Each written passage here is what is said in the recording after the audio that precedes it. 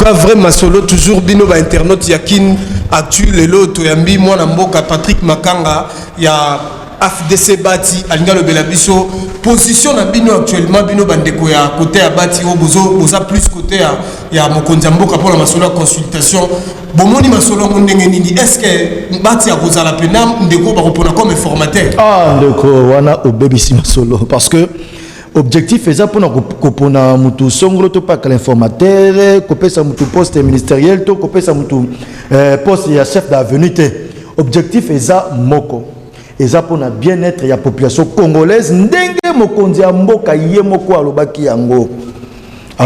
ete ba consultation oyo ça pour na bien-être ya population congolaise ba condition appelé ces conditions sine qua non ezali basé sur les valeurs l'état de droit na ya justice yibayi ke balingaka justice na mboka te baotala ngai baolanda ngai balingaka justice na mboka te balingaka état de droit te bango baotelema combattre consultation nde bango wana manipuler opinion pour baete non eza pona balingi batie informateur balingi batie premier ministre balingi batie eloko songolo to pakala wana eza badongolo miso to balingi mboka te bakozwa esika te bandeko wana mpe bazokofunda bino balobi ete bino bomusala bino kolandaka côté pouvoir ezali ya des fois bozalaki lobi na ndeko Joseph bandeko nani mais bandeko tozobenga côté ya ndeko azokwela FDCL elle ne coule oiseau funda bino ke bino bosali fait oui bien ça va oui bien mitu ya ça va mais yon ne faut pas nzama solo pour na oza vraiment solo yon ne faut Azana Lubumbashi j'aurais appris qu'elle serait en train de réunir des gens sur base il y a discours xénophobe pour na koyamba autorité morale na entre guillemets AFDC allié ezali etonga oyo et salema na obabengi règlement d'ordre intérieur AFDC allié salema na charte portant sa propre création yende koyo tangi komonga tanga kombo na été parce que non a mérité comme les autres méritent mais kotanga maté parce que azo incarné ba mauvaise valeur des anti-valeurs au point que population il faut même pas mais ça na kombo wana même moi no obota faut pese kombo wana to banza qui était kombo wana mwana mwasi na kata mboko to lingi émancipation de la femme et que mwana mwasi akokoma na niveau ya kosala bazar ya bavu ya modèle wana charte portant création AFDC allié et oba était avant comme président AFDC allié faut d'abord président ya AFDC mais lelo azali président statutaire na moyibi joie réponse maintenant moi il le ngeni expliquer ba internet qui na tu ko ba olanda biso ngana linga katong tango tuna motuna non répondre fungol pe matoi na biboy charte portant création AFDC ali na article na chapitre 4 alinéa 7 et le biboy OK pour na kozala numéro 1 ya AFDC ali il faut d'abord prison statutaire ya AFDC botuna moto yo tanga komona mokoni azani fisque président AFDC mokoni 0 non ces amis babengi moyebi alors bateau balingi justice te balingi état de droit te bangwande ba telemela consultation mais ba été consultation et que liboso parce que population des fois se retrouver population lingi justice population lingi état de droit bango baboyi justice bo état de droit mais ba telemela ba consultation mokonza mboka a lancé mais yango population pas kotika te mais ba été ba kutande peuple na nzela na bango parce que ba mibu eleki ebele population politique et salema o population zaka toujours libanda mais nangonga o ba consultation pour être population azana centre d'intérêt la politique ya mboka bandeko bazokolanda tranche oyo ya kin actu ya niveau ya internet oto bengi yango vraiment solo polémique polele ndeko Patrick yo azopanza nde makambo etalaki ya FDC metongi to yeba ndeko Patrick Makanga yebisa biso mokonzi mboka réunisaki batu pour le makambo etali consultation alingazo avi na ye pour asala gouvernement et union nationale mais est-ce que eloko nini population congolaise ekoiko attendre na eloko on a ko ete bandeko na pe ya côté o bazali ba partenaire mokonzi mboka balobi ete eloko malongo bobima wana te yo en tant que ndeko pe analyste politique ya mboka na ndeko journaliste eloko ali boso babi bingi ya yambo na koloba boza ete ba prophète ya malheur contre consultation ya mokonzi mboka eza ba dongolo miso bayo baboya peuple à se retrouver parce que ceux qui ba consultation de ba prophète à malheur boz il a échoué aux andés ceux qui a peuple ba prophète à bato yo tangi ngambo yo tangi ce sont les prophètes des malheurs mais ça ba partenaire de ba dongolo miso ba partenaire biso nyonso na union sacrée ils ont la couleur il y a parti politique ils ont la couleur il y a partenance politique tous à la Mouka malgré plateforme de fête FCC plateforme de fête cash plateforme de fête biso nyonso eza plateforme de fête tanga mibeko eza na personnalité juridique mon côté kendo consulter nini mibeko ya mboka eza na ba personnalité juridique eza plateforme de fête plateforme électorale eza na mikanda te eza oza la muka eza oza na FCC eza oza na cash eza oza biso nyonso elongo pour une union sacrée pour na bien-être la population congolaise et le tinde mokonzi ya mboka a initié la constitution nationale et ça était pour nous sepelisa allié naé et ça là qui n'est pour nous être population pas se retrouver na mandat naé en tant que mokonzi mboka nda ba ki toké na ba consultation nationale couche cette population à consulter pas tout pour na à s'acquérir na ba problème de la population entre autres biso na FDC to checker na place publique plaidoyer aux acquis plein à sortir de crise à s'acquérir dans la situation en mboka ndenge singeli pour na aeba ko diriger na ndenge longo bani parce que yé azan ba compte à rendre na ba individu songolo to pakalate yé azan ba compte à rendre na coalition té azan ba compte à rendre na population oyo epesa qui est électorat oyo vota qui est lors ya maponami moleki na ngo été à initier qui consultation pour na être population à se retrouver ba compte à rendre les à niveau de la population surtout été azali moko ya azali abimi na kati ya parti politique et bunda 37 ans durant pour l'état de droit et bien-être Yamboka école au Congo. Dans la consultation, en tout cas, le peuple congolais, bako sabinoté, bako sabiso mikolo na mikolo, bambula na bambula, le lo était mokonzi Yamboka. Mais quand il consale, tout le monde était bonne volonté, les qui affiché peut manifester, badongo mis sur batelemeli na makeli na kati ya consultation, batelemela kae, azo décision pour gratuité, tant net le cambo total gratuité. C'est là de connaître mes idées de journaliste. Les Cambodges te bénissent gratuité. Gratuité, et ça, et le Comoro, il fallait embrasser na batonnion. Il fallait comme le quoi, cheval de bataille, il y a batonnion sur Balingi, bien-être la population pour la bus, c'est moi, à quelle classe, à foutre l'autre côté du à 6 années, à passer à nous, ils allaient quoi, surtout dans l'enseignement de base, au niveau de l'école primaire, mais tout le monde a été critique, au point que créer même des gens comme si, gratuité à Roselo Kouamabé. On a 4 coalitions, et c'est là qui et c'est là qui, bazuango que d'accord initiative aux alliés louables les amalamu tout manuela tout meka ko raisonner pour total ndenge ninyo esengeli tout manuela yango ezasu ki toko koleka parce que œuvre humaine ezaka parfaite c'est dans le choc que j'ai la lumière mais non kobo yango ndeko loba atondi obotondi na lolenge opesi biso opportunité au point to meka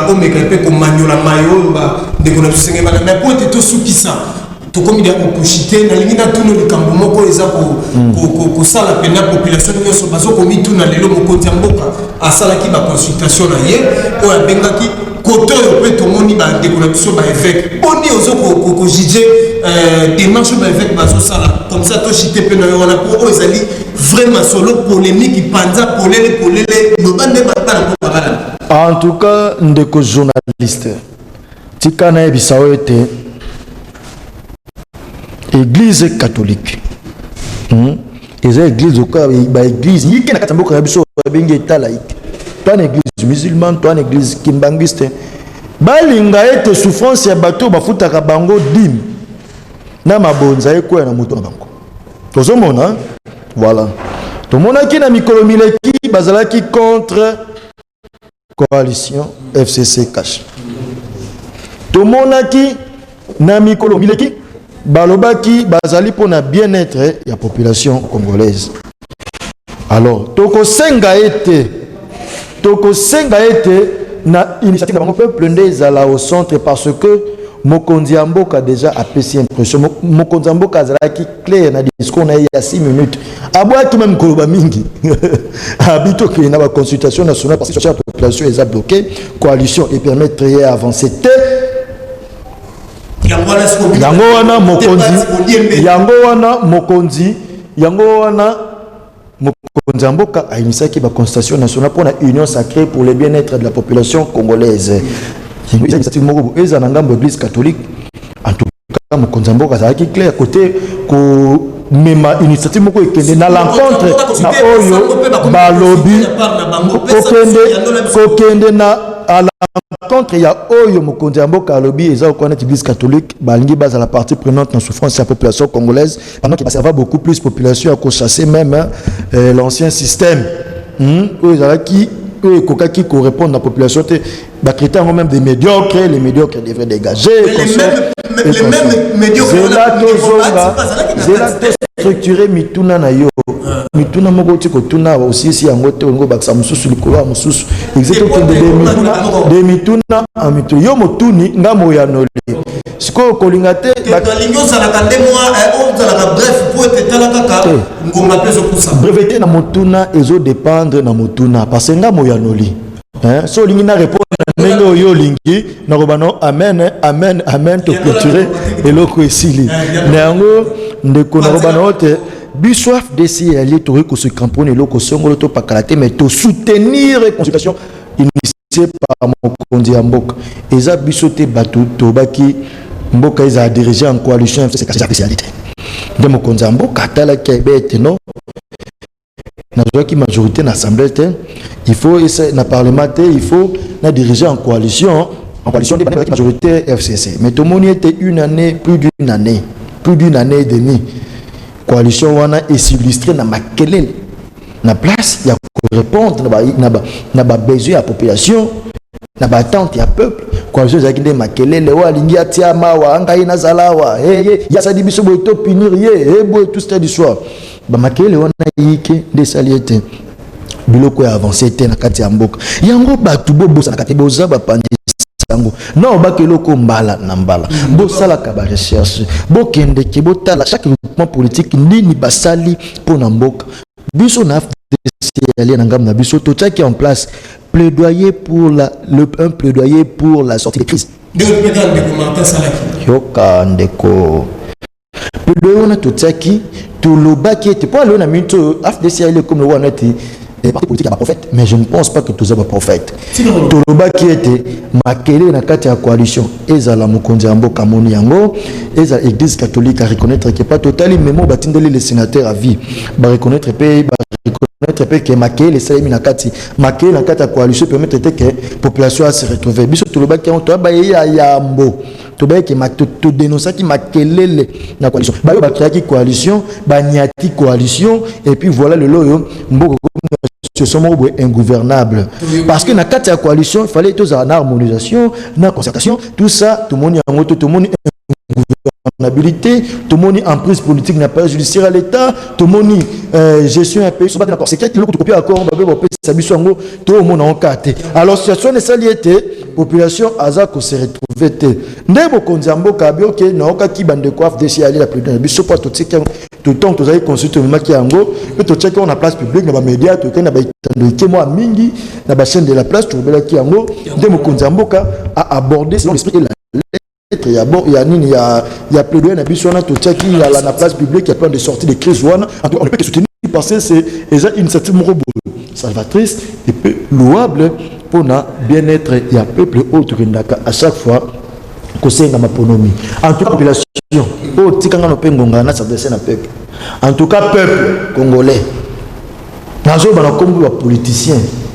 malgré il y a ba tetu bazali na comme politicien en tout cas politicien ba décevoir bino moi mingi ba décevoir no moi mingi point que ba sala politique mo pour na ba intérêt na ba mo personnel mais intérêt na ba mo particulier mais en gros lelo initiative à Mokonzambo quand on soutenir dans le sens que ils ont une habilité de peuple aux ont un centre ya masolo aux ont un centre ya politique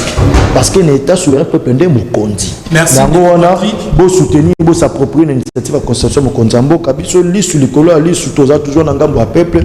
pour na ko bimisa ba désirater la population pour la population à se retrouver en tout cas population nous sommes derrière vous na bongo ndeko silisi masolo na biso o ya vrai masolo na ndeko Patrick Makanga o azali na FDC bati yango tolobi ete